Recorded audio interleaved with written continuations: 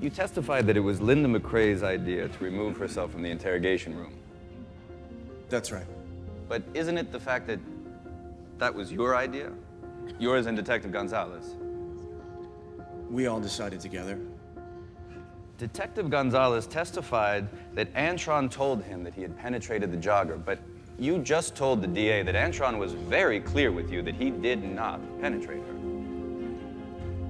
So which is it, Detective? Because both of you can't be telling the truth. Objection, argumentative. Order! Sustained. And because neither you nor Detective Gonzalez kept any notes of the interview, I guess we'll just never know why a 14-year-old went from saying that he had never heard of a rape in the park to allegedly confessing to it.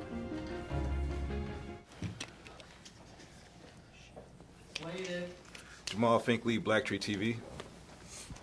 I've told this to everybody, but Netflix has a lot of great material, and this, I feel like, is the most important thing that they're releasing right now. So you guys play a big part in this story because, like, so many people that get caught up in the system, the legal representation is one of the hurdles that young men and young women, have to accomplish. How does it feel to just play a role that so many people, sadly are familiar with from a personal stake?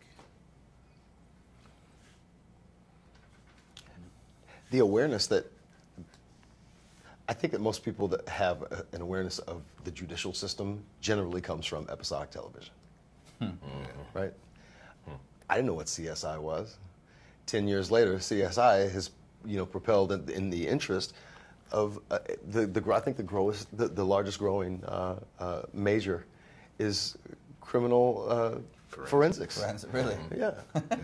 So, like... Well, that's good, because we don't need to know that. in the 90s, everybody wanted to be a lawyer, I remember growing up and watching this guy here be a lawyer, and for the longest time, I wanted to be a lawyer. Until it dawned on me that these guys were actors, and that's what I wanted to be. I wanted to be guys playing the lawyers. The media plays a super important role in, I think, opening the imagination, right? That's what we're appealing to. We're appealing to people's imagination. And I think that great art, when that's its purpose, what we're trying to do here is to stoke the imagination, to grow society's ability to empathize, and to see themselves inside of just an insane situation. Yeah. And I think I think that collectively, I believe that most black people know that because of our modern struggle, that we know that we're not that far away from a situation like this ourselves. Yeah. Or one of our relatives or friends has faced, has had an interaction with the legal system, and it's not skewed in our favor in any way. I think this is an extreme look at just how far, the depths that it can take you to, and being aware is a very, very important thing. Yeah, it happens far too often, and even the journalist you're talking to right now has been wrongly incarcerated for over a year. Oh, stuff. So I mean, I felt the story from that point. And one of the big things that they're doing in California is they have a new bill, SB 10, where it'd be no cash bail, so that they could try to even out. Because I think some of the people make decisions because they're just trying to get outside. Like whatever I can do to get out. I'll say this, I'll say that. As much as right now, one of the great injustices of the current criminal justice system is, 2 million plus people are incarcerated.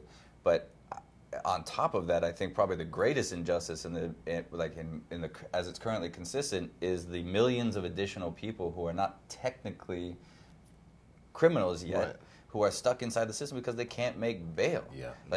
What is that system, right? We have created a non-entity of incarceration where you are simply stuck. I mean, these are debtors' prisons. We're back in Victorian England. I mean, that is insanity. That's precisely what it is. It's what it's built after. Yeah. Well, yeah, and we haven't.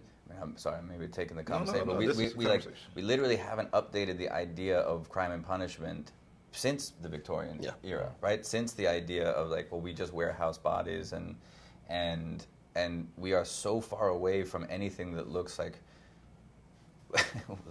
we are trying to rejuvenate people and put them into a path. I mean, is there any reason, if you are anything other than an incredibly violent felon, right? Okay, that person, I get it. You need to take that out of the general population because that is a threat to other people. But for any other crime, is being locked in a cell a good use of time, energy, money, or a way to make a more functional citizen? I mean, I'm really legitimately, like, what do you think you get when you do that to somebody? It was a strong motivation to solve and close this case as soon as possible. So in comes my client, okay? 15 years old at the time. Never been in the precinct before under any circumstances. And they work him. And work him. Until his mother comes down and puts a stop to the interrogation. It was neither a voluntary statement nor a truthful one. And the evidence to support it, it isn't there. Which leaves us room for reasonable doubt. I think that the other crazy thing about this is it highlights that this story of these 5 kids that became popular, but like you said, there's so many more people in there. Do you think that the awareness of seeing shows like this and people being able to seek to adapt and feel the characters would make people open their eyes and their biases towards people that they think are criminals? I hope so. I don't think there's a movie that's ever been made or will be made that's going to actually like accomplish that on a large scale. Yeah. Right? We're talking about... Or do the whole thing. Or right? do all the work. It can be a brick in the wall. It's a spark. It can be a spark, though. Yeah. Appreciate you guys' performance. Y'all keep on doing your thing. We'll keep on watching. Thank you. Appreciate you so much, man.